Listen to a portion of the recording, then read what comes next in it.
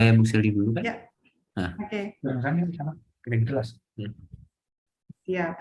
Oke, Assalamualaikum warahmatullahi wabarakatuh. Selamat siang, sahabat Primaya sekalian. Apa kabarnya nih siang ini? Mudah-mudahan dalam keadaan sehat selalu tentunya ya. Baik, kita ketemu lagi di siang hari ini dengan cuaca yang cerah juga. Mudah-mudahan juga sahabat Primaya dalam keadaan yang bersemangat gitu ya, karena siang ini kami akan membagikan edukasi kesehatan nih buat sahabat Primaya sekalian. Eh, Masih seputar COVID begitu ya, tapi ini eh, COVID-nya yang kita nggak bahas yang serem-serem gitu ya, tapi ini lebih ke apa namanya untuk para penyintas COVID gitu ya, sahabat Primaya sekalian. Baik, oke, sahabat Primaya sekalian, kita hadir siang ini yaitu sebagai rangkaian dari Primaya Talk Series gitu ya. Apa sih Primaya Talk Series ini? Yaitu juga sebagai rangkaian dari Primaya Hospital ulang tahun begitu yang ke-16, dan ini pun begitu ya sebagai rangkaian dari Primaya Heart Race 2022. Jadi apa sih Primaya Heart Race itu ya, sahabat Primaya? Mungkin yang sudah pernah mengikuti rangkaian acara HUT Primaya Hospital begitu di tahun lalu pasti sudah tahu nih Primaya Heart Race itu apa. Nah, Primaya Heart Race ini apa namanya sahabat Primaya sekalian, yaitu adalah rangkaian acara begitu ya, event berolahraga dengan aktivitas berjalan, berlari, dan bersepeda gitu secara virtual. Jadi bisa dilakukan dimanapun dan kapanpun begitu. Nah, ini Primaya Hospital mengajak sahabat Primaya sekalian untuk bergerak supaya tetap sehat dan juga menjadi simbol dari selebrasi atas semangat masyarakat untuk terus menjalankan hidup sehat di era new normal ini. Baik, tanpa berpanjang lebar, sahabat Primaya, gitu kita sudah hadir di tengah-tengah kita, yaitu Dr. Febrian Mulya Santosa, spesialis kedokteran fisik dan rehabilitasi. Gitu. Selamat siang, dokter. Apa kabar? Sehat dong? Selamat siang Bu Sildi, kabar baik.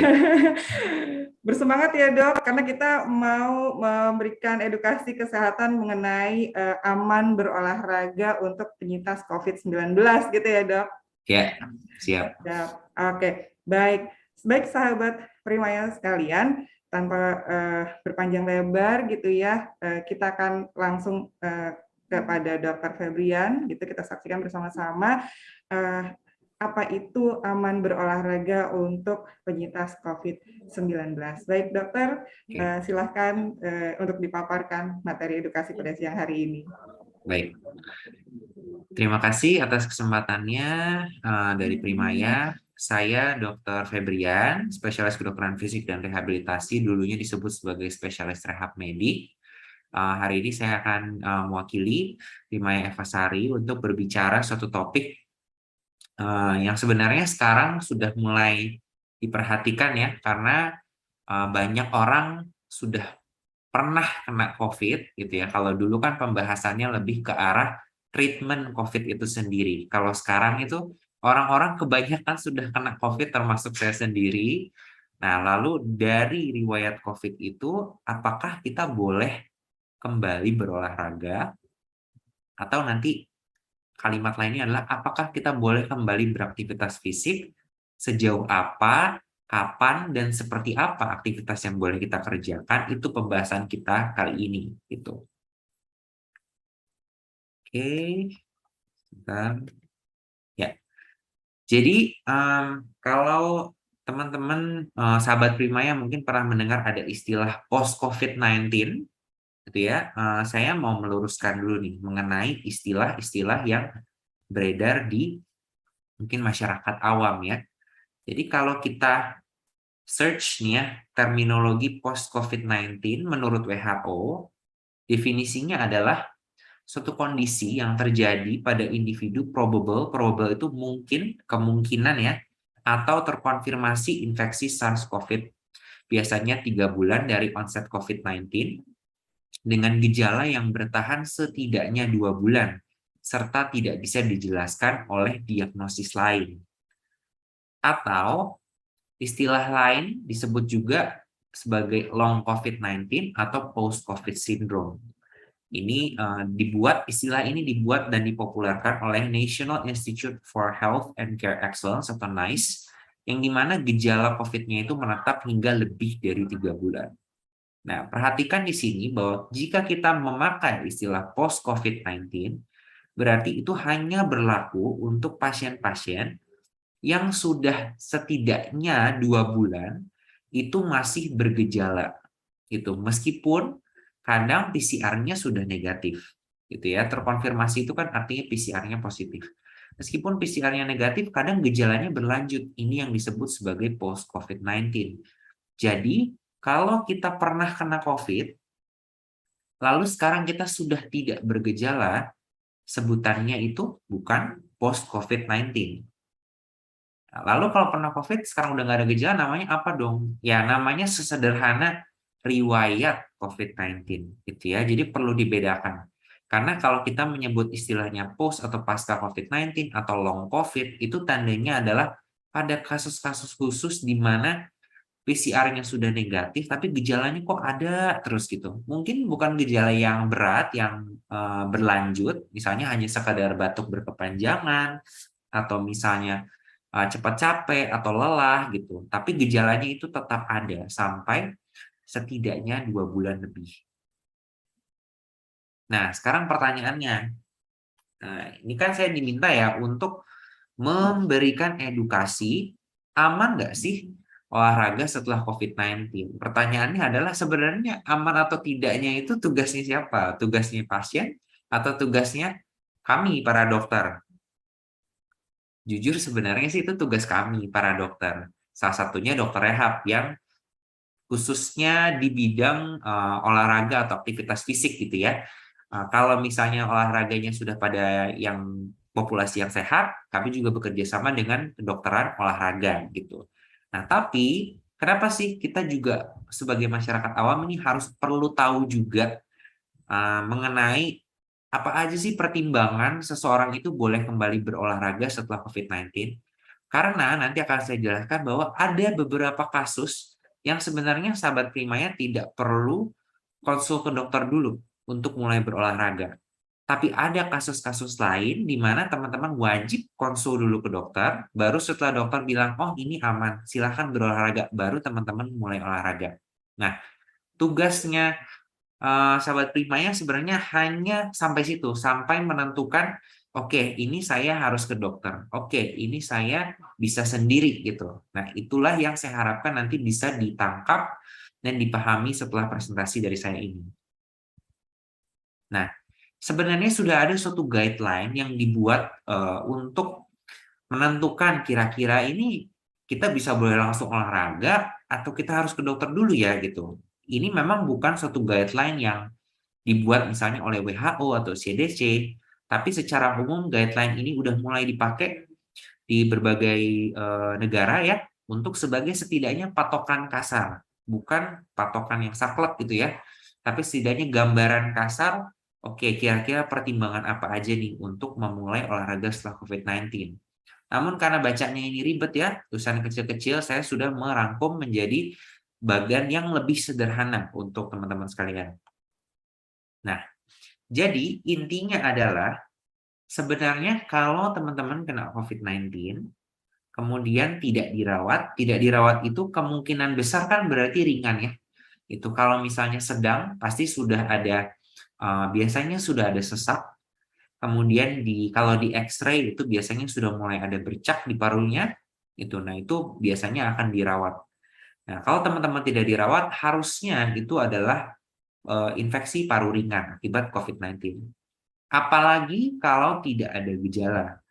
Nah, kalau teman-teman sudah selesai nih COVID-19, kemudian tidak dirawat, teman-teman tunggu sampai 7 hari, ya rekomendasinya itu menunggu sampai 7 hari bebas gejala, gitu ya. Bebas gejala ini sebenarnya relatif ya, yang dimaksud bebas gejala. Misalnya kalau cuman penciuman berkurang gitu, itu masih nggak masalah, itu bukan gejala yang perlu kita khawatirkan. Atau sedikit batuk tapi jarang gitu ya, bukan yang batuk sepanjang hari gitu berkali-kali, itu juga masih dianggap tidak bergejala, boleh gitu ya. Tapi kalau sudah ada batuk yang mengganggu sekali, sesak gitu, itu dianggapnya masih ada gejala, apalagi demam.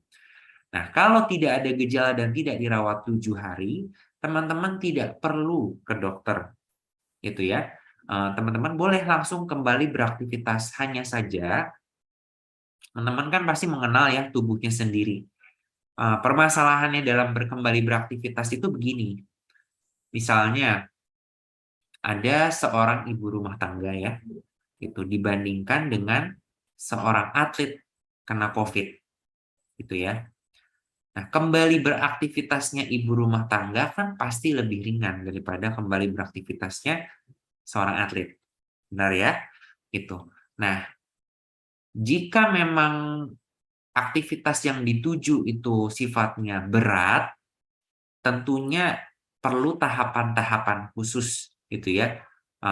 Sampai akhirnya bisa kembali lagi seperti aktivitas yang dulu gitu. Nah, pada kasus-kasus populasi khusus seperti itu, kalau teman-teman merasa kerjanya itu cukup berat, itu boleh konsul ke dokter.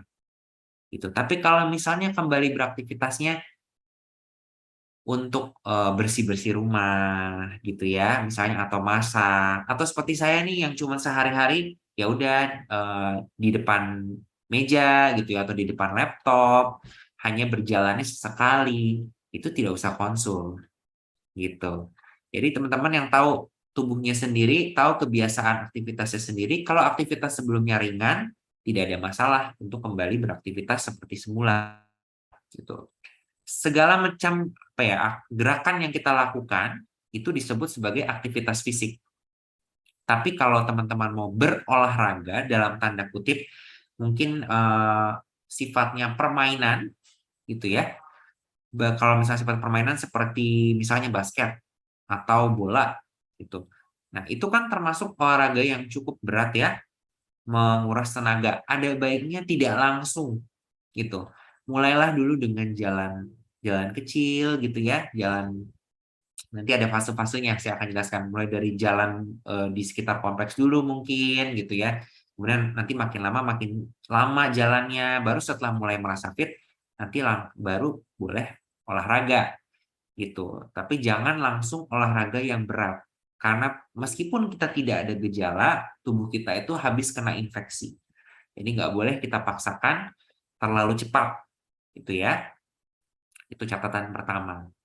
Nah, jika teman-teman tidak dirawat, tapi ada gejala, misalnya nyeri dada, berdebar-debar, sesak, batuk berkepanjangan, pingsan, atau trauma akibat COVID, termasuk trauma psikis ya, itu.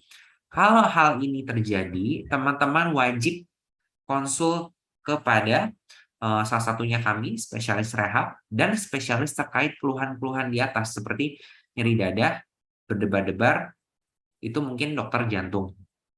Sesaknya dokter penyakit dalam atau dokter spesialis paru, gitu ya. Kemudian bisa jadi juga perlu kedokteran jiwa loh, karena kan ada beberapa orang memang yang kena COVID lalu ada trauma secara psikis ya, apalagi yang cukup berat gitu, atau yang misalnya, mohon maaf ya, misalnya salah satunya kehilangan anggota keluarga gitu.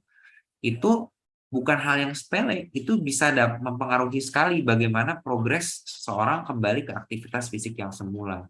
Apabila teman-teman ragu-ragu dengan gejalanya, lebih baik konsulkan saja. Prinsipnya seperti itu. Tapi kalau teman-teman yakin memang nggak ada gejala dan nggak dirawat 7 hari, baru boleh kembali beraktivitas. Apalagi kalau ada riwayat dirawat di rumah sakit, itu sudah hukumnya wajib ya untuk dikonsulkan ke spesialis terkait.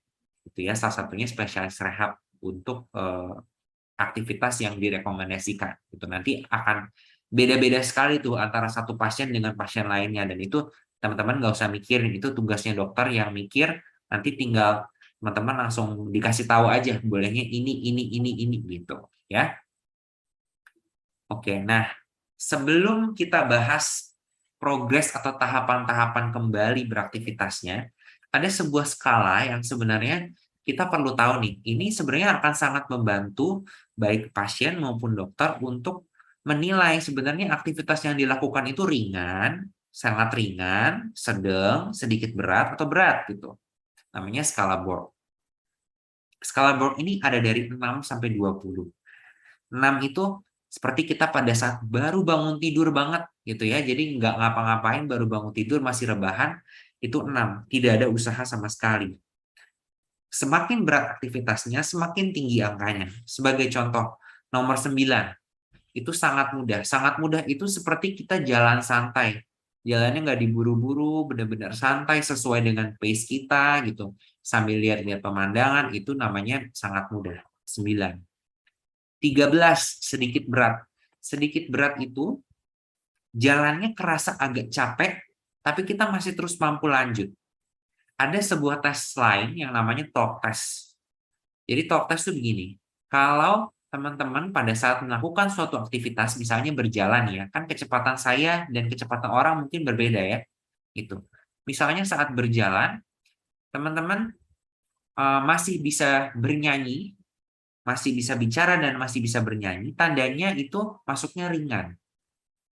Tapi kalau pada saat berjalan dengan cepat, lalu bernyanyi udah nggak bisa, udah ngos-ngosan, tapi bicara masih bisa, misalnya beberapa kata gitu. Tapi bukan yang satu kata ya, kalau misalnya udah, saya capek sekali gitu, itu bukan gitu, itu terlalu berat kalau itu. Tapi kalau misalnya teman-teman masih bisa kayak, iya lumayan capek ya gitu, satu kalimat, itulah yang disebut sedikit berat gitu. Nah, nanti di salah satu fase yang akan kita tuju itu lebih banyak yang memang skala 13 ini, sedikit berat. Jadi teman-teman harus bisa bedain jalannya teman-teman terlalu lambat, kalau misalnya masih bisa diajak ngobrol sama orang panjang lebar gitu, itu tandanya terlalu ringan gitu. Kalau hanya bisa satu kalimat dan nggak bisa nyanyi, itu adalah sedikit berat. Nah, kita mulai dari fase 1 ya. Fase 1 itu adalah setelah 7 hari nggak ada gejala nih. Teman-teman kan mulai ya, mulai sebuah aktivitas. Oke, mulainya dengan apa? Tujuannya persiapan kembali olahraga. Kegiatannya sederhana banget, hanya latihan nafas. Latihan nafas itu cuma tarik nafas, buang nafas. Tarik nafas, buang nafas. Itu peregangan otot-otot dada ya, bisa sampai ke atas juga, seperti itu. Kemudian latihan keseimbangan, termasuk berjalan, dan jalan pun jalan santai aja semampunya. Gitu.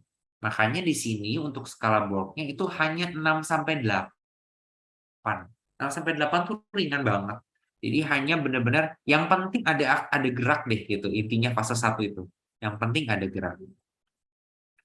Fase 2 tujuannya mulai bisa aktivitas harian di rumah yang ringan. Nah, ini boleh mulai latihan berjalan nih dengan intensitas ringan. Jadi jalan santai hingga jalan dengan kecepatan biasa, masih bisa bicara dengan mudah sambil berjalan.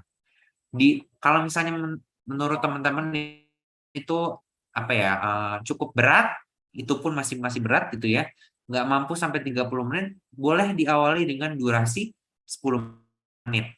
Gitu. Nanti akan terus ditingkatkan hingga 30 menit tanpa berhenti. Sorry ini agak lowbat. Sebentar ya.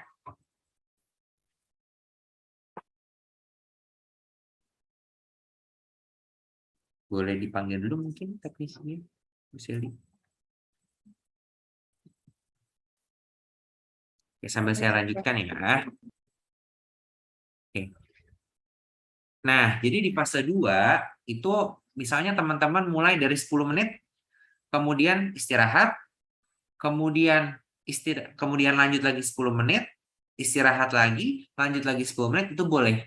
Tapi memang targetnya di fase 2 ini bisa berjalan santai hingga mencapai durasi 30 menit. Di fase 3, sudah bisa latihan aerobik intensitas sedang ya. Kegiatannya adalah antara lain jalan cepat hingga merasa sedikit lelah. Ini yang tadi saya bilang ya, masih bisa bicara beberapa kata tapi tidak bisa bernyanyi. Kemudian awali dari 2 kali 5 menit karena ini kecepatannya kita tingkatkan ya dari yang sebelumnya. Hingga bisa jalan cepat 30 menit tanpa berhenti. Jadi dia lulus fase 3 kalau dia bisa jalan 30 menit tapi jalan cepat ya tanpa berhenti. 1 jam setelah olahraga harusnya kita udah nggak merasa lelah. Kalau tetap merasa lelah, masih lelah 1 jam setelah istirahat habis olahraga, tandanya latihannya masih terlalu berat untuk kita. Lanjutin terus sampai kita mampu 30 menit tanpa berhenti dan 1 jam setelahnya kita merasa rileks. Itu.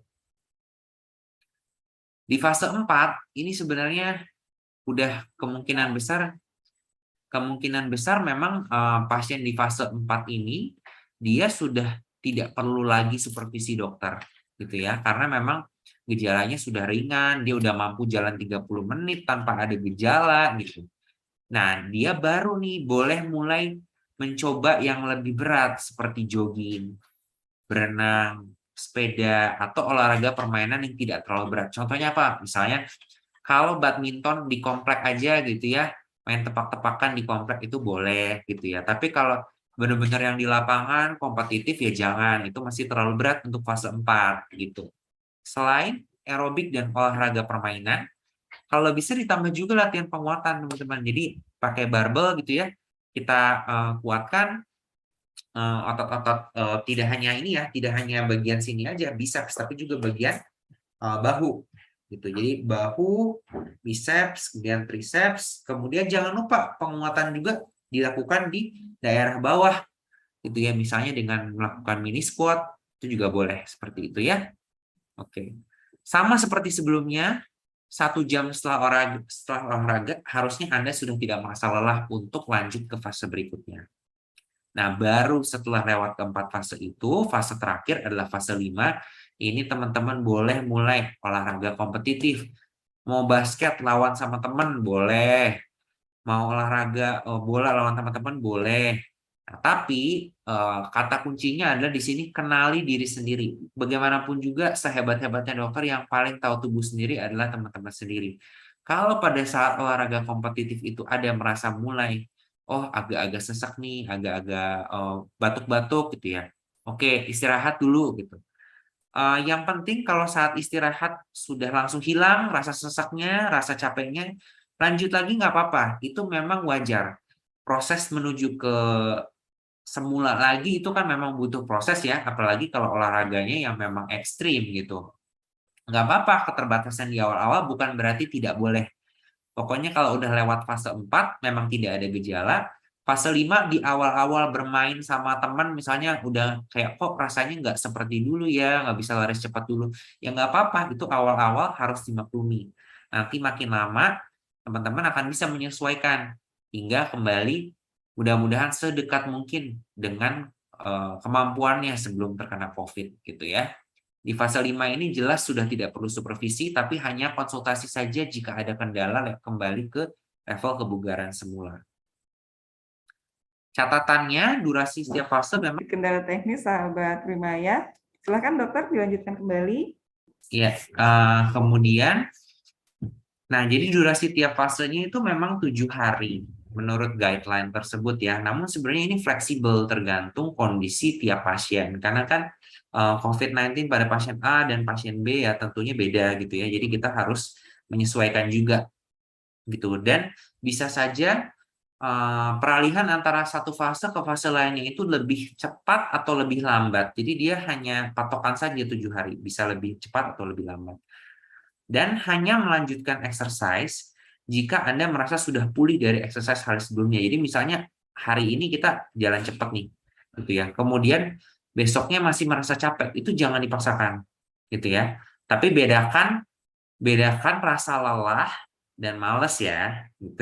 Kalau misalnya rasanya itu karena kemarin habis olahraga, terus kita jadi malas untuk olahraga lagi, ya itu mah bukan alasan ya, gitu. Tapi kalau memang secara fisik merasa masih lelah akibat olahraga kemarin, ya udah istirahat aja dulu hari ini, besoknya kita lanjutin lagi, gitu. Nah, pada intinya, setiap gejala yang mengganggu saat melakukan aktivitas fisik ini harus dilaporkan pada dokter, karena takutnya kan tidak semua pasien ya terkena COVID itu memang penyakitnya COVID saja, gitu. Bisa jadi COVID-nya ini disertai dengan penyakit lain yang kebetulan gejalanya itu kesannya seperti punya COVID, tapi ternyata ada milik penyakit lain gitu. Nah, itu yang harus dievaluasi oleh dokter. Makanya kalau ada gejala lain, harus dilaporkan pada dokter dan jangan dipaksain gitu aktivitas fisiknya. Kalau memang ada gejala, laporkan dulu, konsultasi, setelah dokter bilang aman, baru lanjutkan kembali. Oke. Nah, jadi kesimpulannya apa tugas pasien? Pertama, bila sudah bebas gejala, mengingat udah berapa hari bebas gejala. Kalau sudah 7 hari, baru boleh mulai aktivitas. Kedua, tahu kapan harus konsul, yaitu ketika masih ada gejala setelah COVID-19. Ketiga, ikuti saran aktivitas dari dokter secara detail hingga ke durasi dan intensitas. Pengalaman saya, banyak pasien yang mikirnya kayak, oh ya udah yang penting jalan gitu. Tapi jalannya misalnya seminggu cuma sekali, itu pun jalannya misalnya jalan ke pasar, di tengah-tengah jalan nanti ada yang ngajak ngobrol, dia ngobrol gitu. Itu namanya bukan aktivitas fisik ya, gitu. Kalau kayak seperti itu memang kegiatan sehari-hari. Nah, jadi kalau buat terutama di bidang saya ya, di rehab itu ada istilah namanya exercise is medicine. Jadi itu sama dengan obat. Kalau obat diminum, harus dokter bilang minum 3 kali sehari, kan harus diminum 3 kali sehari gitu. Begitu juga dengan aktivitas fisik. Kalau dibilang sehari 30 menit, ya kerjakanlah 30 menit gitu. Begitu juga ketika ada efek ketika minum obat. Misalnya, dok, setelah minum obat kok saya jadi pusing? Nah, itu tanya lagi kan ke dokter. Itu juga sama. Ketika exercise misalnya, dok habis exercise, kemarin sih nggak masalah. Tapi hari ini kok jadi rada sesek ya? Itu juga harus dilaporkan ke dokter. Pokoknya prinsipnya mirip persis malah seperti ketika kita minum obat. Hanya saja bedanya ini bentuknya bukan obat minum, tapi memang sebuah aktivitas gitu. Dan terakhir, laporkan jika ada gejala baru atau berulang selama proses kembali berolahraga sehingga dokter bisa menyesuaikan apakah latihan yang diresepkan ini terlalu berat, terlalu ringan, atau justru ada penyebab lain yang harus dievaluasi. Gitu. Nah, mungkin sebagai ini juga ya, tambahan juga, kalau mungkin teman-teman punya rezeki gitu ya, saya rasa udah saatnya sih kita itu menganggap dua alat ini ya, tensi sama saturasi oksigen, sebagai salah satu memang barang wajib punya gitu ya. Karena nanti suatu saat pasti kalau bukan karena COVID pun kita pasti butuh deh kedua alat ini. Entah untuk mengukur tensi sendiri, mengukur nadi, dan mengukur oksigen. Dan saran saya ya, terutama untuk yang saturasi oksigen ini yang di sebelah kanan, ini banyak sekali dijual teman-teman dengan harga yang sangat murah. Nanti cek aja di toko dengan sangat murah. Tapi hati-hati, karena banyak sekali produk yang sangat murah itu ternyata tidak menunjukkan hasil yang akurat gitu, bahkan hanya sekedar seperti mainan aja gitu ya. Nah, itu nanti kasihan teman-teman, justru nggak akurat pengukurannya. Itu pengalaman saya, ini bukannya ini ya, bukannya promosi atau gimana, tapi biasanya yang harganya mungkin untuk saturasi oksigen, pilihlah yang sekitar 200.000 ke atas. Karena di bawah 200.000 biasanya, tidak semua sih gitu ya, tapi kan kita tidak bisa memilih secara detail ya. Pengalaman saya tuh banyak sekali ditemukan yang ternyata kok hasilnya nggak akurat gitu ya. Habis sebelum olahraga nadinya 80, setelah olahraga 80 gitu, kayak nggak berubah gitu. Nah, angkanya segitu-segitu aja. Jadi kalau memang punya rezeki, ada baiknya membeli alat-alat ini sehingga nanti olahraga juga menjadi lebih aman dan terpantau. Gitu. Oke, sekian dari saya. Mungkin Sally, mungkin ada pertanyaan yang mau ditanyakan terkait topik ini. Oke, Dokter Febrian, terima kasih nih dok. Apa namanya materi yang disampaikan sangat detail gitu ya dok. Mengingat mungkin kan apa namanya sahabat Primaya ini kan dok, mungkin penyintas COVID ini mau ikutan nih dok Primaya Heart Race gitu ya, mau ikutan menyemarakan gitu HUT-nya Primaya Hospital nih dok. Mungkin nanti juga dokter boleh ya dok ikutan kita nih dok biar Siap. semarak gitu ya dok. Nah, oke dok, baik. kita masuk ke tanya jawab ya, Dok. Nah, Dok, kalau boleh tahu nih, Dok, seberapa penting sih, Dok, fungsi olahraga untuk penyintas COVID ini nih, Dok? Oke, Mm-mm. baik. Ya, jadi olahraga itu adalah salah satu dalam tanda kutip terapi ya, terapi untuk COVID dan banyak penyakit paru lainnya Mhm. yang secara level of evidence tuh berdasarkan penelitian-penelitian yang ada gitu ya, selalu buktinya itu bagus. Jadi tidak pernah ada yang tidak menyarankan olahraga asal diberikan dengan dosis dan pada pasien yang tepat ya gitu. Itu selalu efeknya itu secara klinis itu bagus. Hanya saja memang olahraga ini dibandingkan minum obat ya jauh lebih makan waktu, jauh lebih boring gitu ya, jauh lebih melelahkan sehingga tidak banyak orang melakukan gitu. Padahal sebenarnya sangat penting gitu untuk kesehatan kita, bukan bukan hanya untuk penyintas COVID tapi untuk kita secara umum memang harusnya memang seperti itu. Nah, olahraga itu tidak harus dalam bentuk permainan ya, bisa juga tadi yang saya bilang dalam bentuk berjalan cepat itu juga sebenarnya sudah efektif gitu ya, asalkan itu tadi kecepatannya kita atur memang sesuai dengan intensitas yang kita inginkan. Nah, kalau kita melakukan hal itu secara tepat dan benar, maka efeknya itu terutama pada COVID itu kan biasanya pengembangan parunya itu terganggu ya.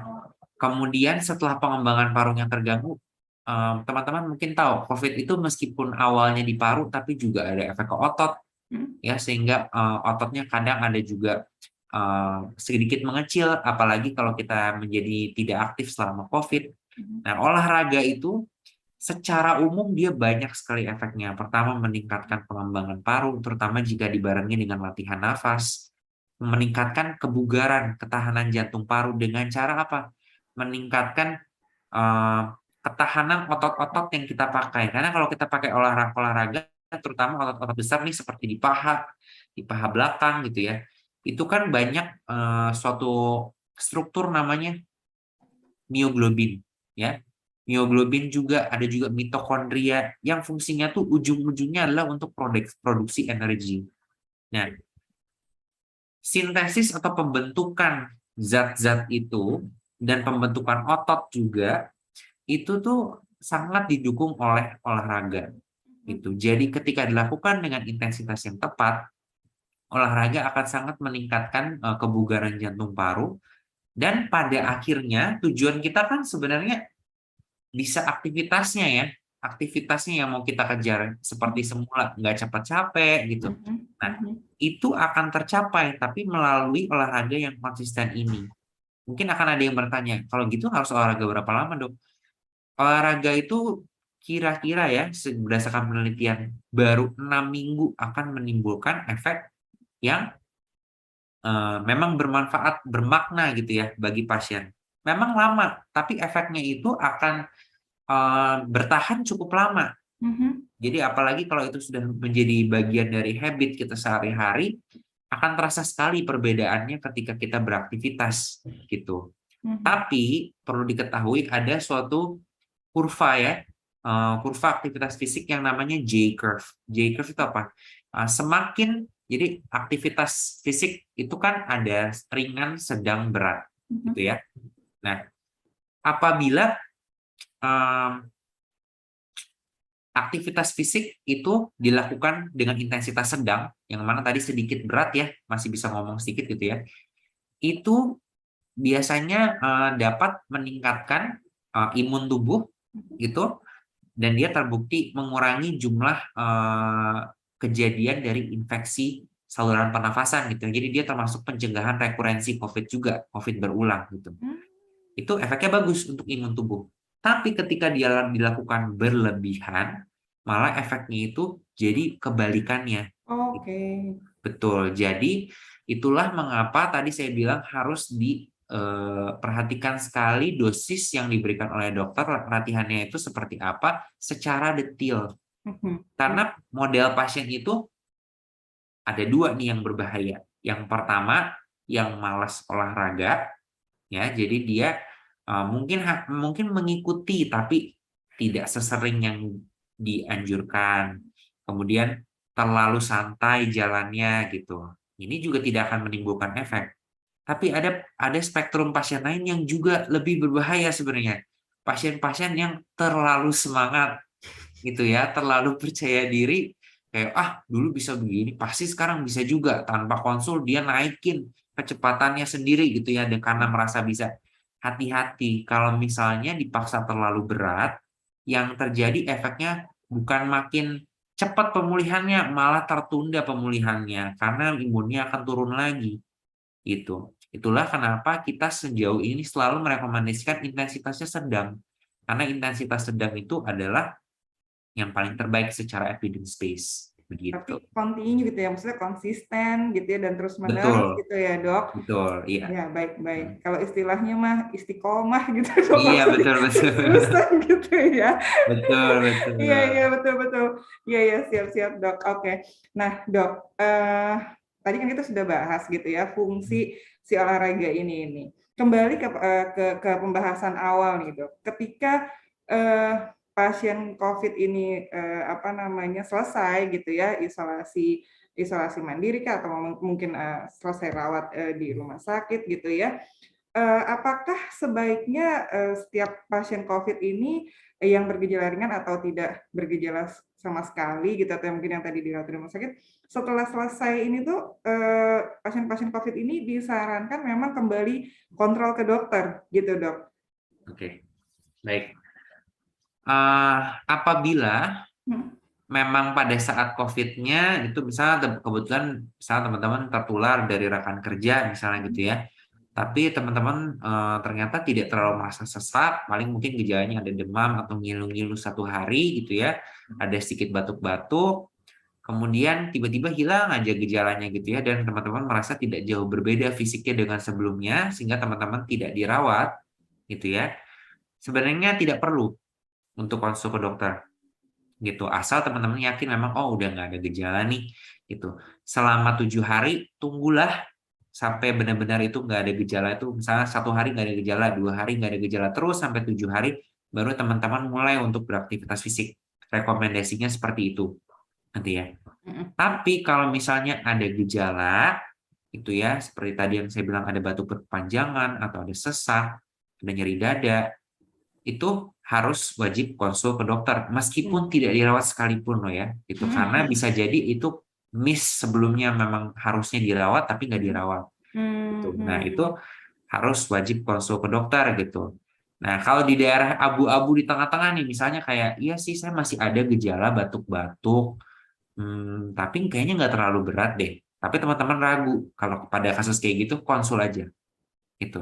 Karena kalau ragu-ragu begitu, biarkanlah dokter yang memastikan nih, apakah batuknya Mm-mm. misalnya ini memang masih cukup tolerable untuk mulai aktivitas, atau Mm-mm. kayak, oh ini harus ditreat dulu nih batuknya, tunggu dulu, tunda dulu. Gitu.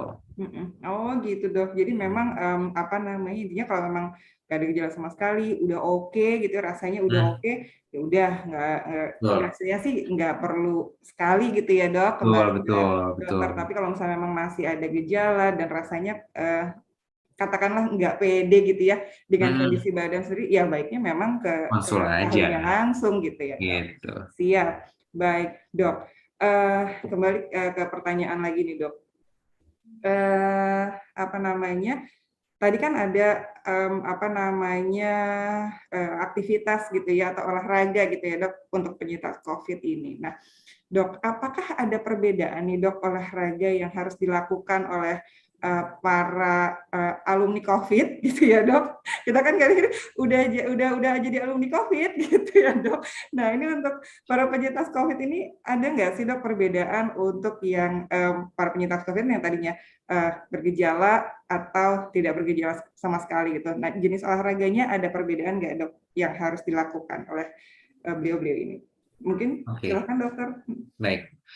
Jadi kalau penyintas COVID yang tidak bergejala versus bergejala, ya sebenarnya ujung-ujungnya olahraga yang boleh dilakukan akan sama. Target Hmm. akhirnya itu akan sama gitu. Jadi bukan berarti karena kita pernah COVID lalu selamanya kita tidak bisa olahraga berat misalnya gitu. Enggak seperti itu gitu. Mhm. Tetapi perbedaannya adalah seberapa cepat kita bisa kembali ke aktivitas yang lama itu. Itu. Orang yang tidak bergejala tentunya akan lebih cepat untuk kembali gitu ya ke aktivitas yang lebih berat gitu. Tetapi ada faktor lain misalnya nih sebelumnya dia atlet misalnya ya, lalu dia kena COVID gitu ya dan bergejala gitu. Karena sebelum COVID itu daya tahan tubuhnya udah bagus, kebugarannya udah bagus gitu ya. Mungkin dia akan kembali pada aktivitas yang levelnya ringan itu meskipun bergejala akan hampir sama dengan pasien yang tidak bergejala tapi bukan atlet gitu. Tetapi untuk si atlet ini aktivitas segitu tuh ya nggak cukup buat dia gitu. Dia butuh aktivitas yang lebih berat lagi Mhm. gitu. Nah, jadi sebenarnya penentuan aktivitas target itu bukan dari tidak bergejala atau bergejala, tapi sebenarnya pada akhirnya adalah tergantung kita itu butuhnya aktivitas yang seperti apa Mhm. gitu. Jadi lebih ke arah memang personal needs kita, butuhnya yang seperti apa. Mhm. Nah, itu dari pasiennya, baru dari dokternya akan menakar, oke, Mhm. COVID-nya nih dia begini, dengan gejala seperti ini. Bisa nggak ya dia mencapai yang seperti itu? Gitu. Kemungkinan besar 90% jawabannya kemungkinan itu bisa. Yang Mhm. jadi pertanyaan adalah berapa lamanya? Mhm. Gitu. Kasus-kasus yang mungkin agak sedikit berbeda dari yang lain adalah kasus yang dirawat di ICU. Mmm. Gitu. Mungkin pada pasien-pasien ini memang treatmentnya khusus ya. Mhm. Bisa jadi misalnya dia dulu bisa pemain basket kompetitif gitu ya. Kalau memang ternyata misalnya saturasi oksigennya itu ya memang tidak pernah mencapai yang optimal, dia tidak bisa seperti dulu, ada kemungkinan dia permainan basketnya performanya mungkin tidak akan seperti dulu lagi gitu. Tapi pasti recreational sport harusnya semua orang bisa kembali ke recreational sport. Tapi kalau yang sifatnya kompetitif itu beda lagi. Nanti itu juga kami bekerja sama dengan kedokteran olahraga untuk menentukan tuh biasanya, oh bisa nggak nih ya dia sampai seperti itu gitu. Tapi Mmm. untuk orang-orang kayak kita nih, Mhm. ya yang nggak terlalu banyak olahraga yang ekstrimnya gitu. Mhm. Rata-rata sih sebenarnya nggak beda jauh target olahraga atau aktivitas fisik yang bisa dilakukan. Hanya Mhm. perbedaannya itu aja di waktu. Jadi nggak usah Iya. khawatir teman-teman yang bergejala gitu. Oh, oke, jadi nggak ada perbedaan ya, Dok. Ya, Dan, apa namanya, ya itu dia, harusnya memang juga, kebutuhan dari si ditanya apa gitu. aktivitasnya ya, apa gitu, dan kita Betul, harus jujur ya, maksudnya, betul. jangan sampai dibilang kita, "Tang-tang nih mau ikut, Primaya Heart Race biar menang," gitu. "Saya, atlet," gitu ya, Dok. Iya, Padahal kaum jangan dong. rebahan gitu ya, Dok. Padahal kaum rebahan gitu, padahal ya Iya, tapi sebenarnya itu dia, kaum rebahan pun sebenarnya tadi dokter bilang, harusnya sih oke, bisa lagi gitu ya, betul, Dok. betul. Siap. Oke, Dok, siap-siap, terima kasih nih. Jadi, buat sahabat Primaya ya, jangan takut karena semuanya bisa kembali seperti semula gitu ya, para Hmm, alumni, COVID-19 ini gitu ya, iya, Dok. betul. Oke.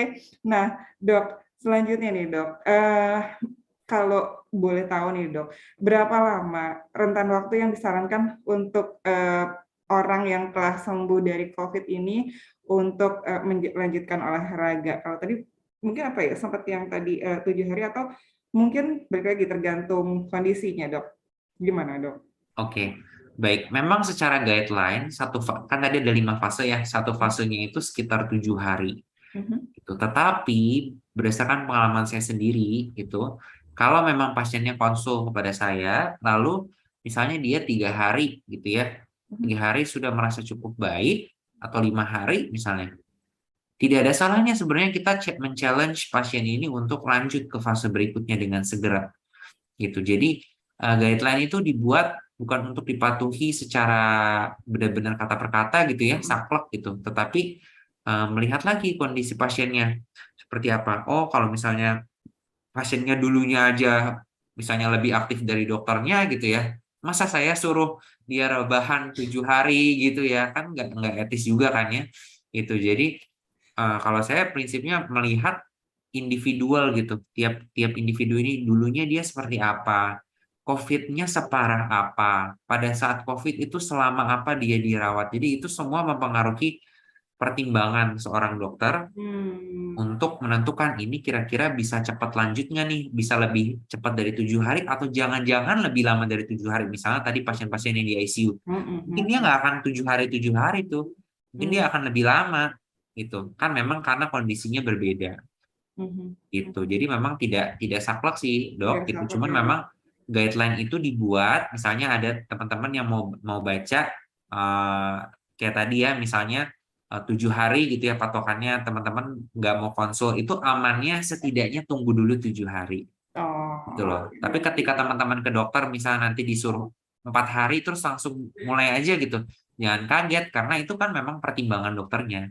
Mhm. itu tidak Mhm. masalah gitu. Tapi kalau memang teman-teman tidak konsul dan merasa pede, Mhm. tidaknya ikutilah patokan itu gitu supaya tidak salah Hmm, gitu oke oke, Dok. ya.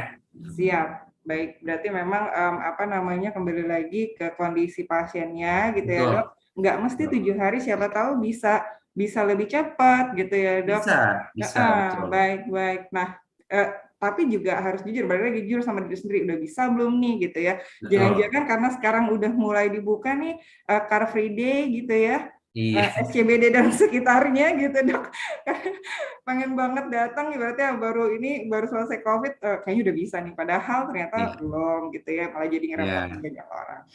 Oke, nah Dok, kalau tadi kita udah mulai ngebahas, fase ke fase gitu ya Dok, untuk si iya. pasien ini.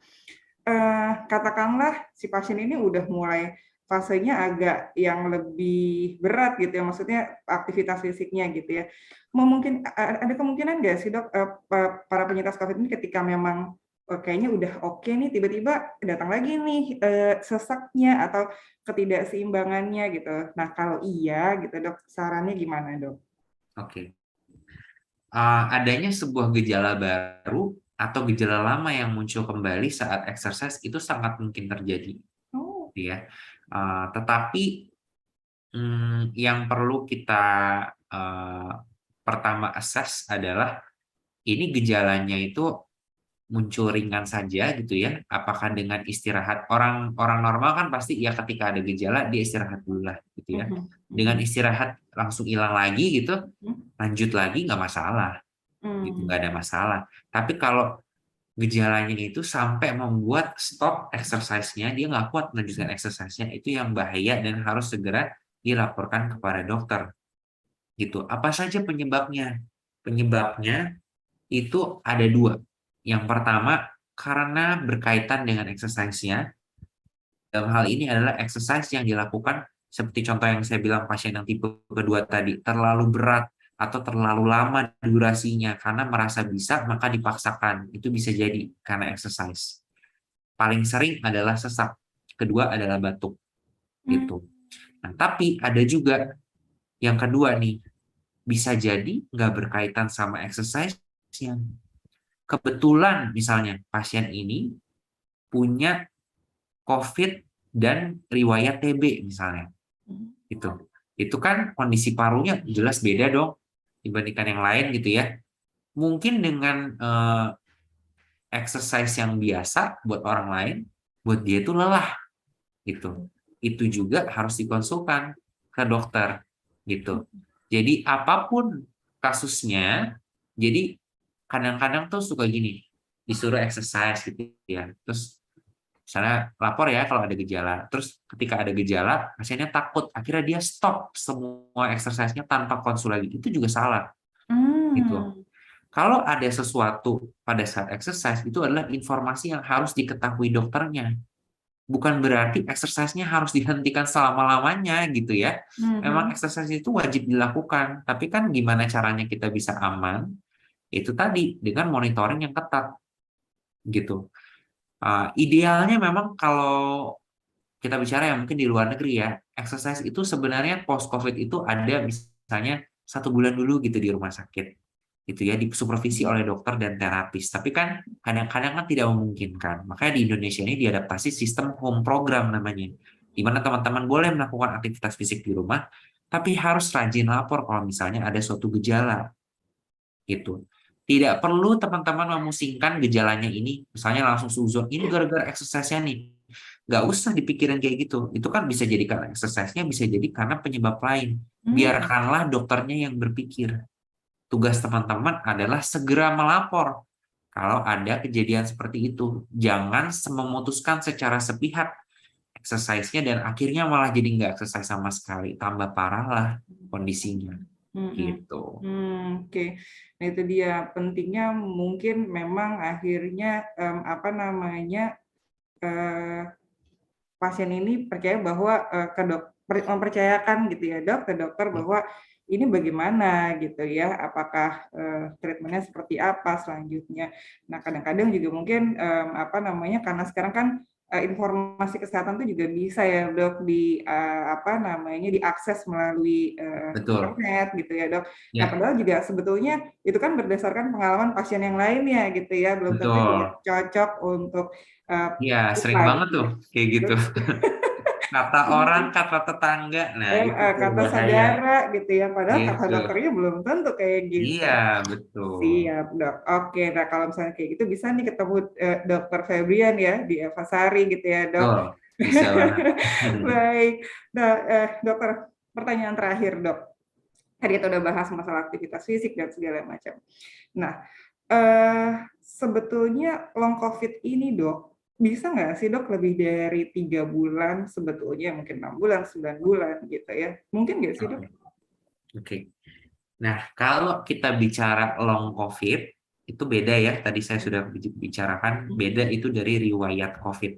Long Mhm, COVID itu berarti teman-teman memang masih ada gejala, padahal sudah lewat dari 2 bulan. mhm, Lewat dari 2 bulan itu tandanya bisa sampai 3, 6, 9, nggak tahu sampai kapan gitu ya. Ini adalah suatu kondisi yang masih jujur masih diteliti di dunia gitu. Karena kok aneh, COVID-nya udah selesai, mhm, tapi kok gejalanya itu bertahan terus gitu ya. mhm, mhm, Salah satu yang dipikirkan itu adalah efek inflamasi atau peradangan yang ditinggalkan oleh COVID meskipun COVID-nya sudah selesai. Itu. Nah, untuk saat ini jika teman-teman ada yang mengalami kondisi seperti itu sudah 3 bulan misalnya setelah COVID tapi kok tetap rasanya capek, kadang masih sesek gitu, tidak perlu berkecil hati itu karena sudah banyak penelitian yang mengatakan bahwa lagi-lagi memang long COVID itu kan gejala utamanya kan sesak dan lelah mhm, gitu ya. mhm, Lagi-lagi memang nomor satu yang harus dilakukan adalah exercise gitu. mmm, Karena exercise itu juga salah satu efeknya adalah mengeluarkan hormon-hormon atau enzim anti-inflamasi di dalam tubuh, anti peradangan. Sehingga pada akhirnya itu bisa melawan peradangan akibat COVID itu dan setidaknya meskipun tidak bisa dijanjikan 100% akan kembali benar-benar seperti yang semula sebelum COVID ya, tetapi setidaknya pasti akan ada peningkatan kapasitas fungsi kita sebutnya. Kapasitas fungsi itu kayak kemampuan diri kita untuk melakukan aktivitas itu pasti meningkat, nggak mungkin nggak. Asalkan exercise-nya dilakukan dengan baik itu.